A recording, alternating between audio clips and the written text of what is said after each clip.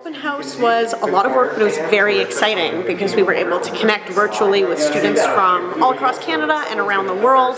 A lot of work went into it. We put together a COVID safety plan so that members of our team could gather in the same room and put on an informative session for our students.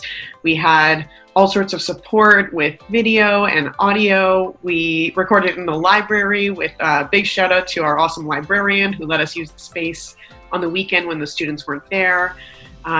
We did a ton of work to make sure that students knew that our open house was happening. There are a lot of benefits to coming to a King's open house. We have another one coming up really soon on November 21st.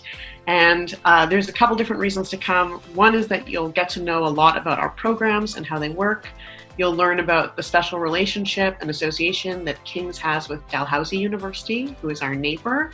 You'll also learn about what student life is like on campus, what our campus looks like, what it feels like to hang out there and be a student, whether you're learning in person or online.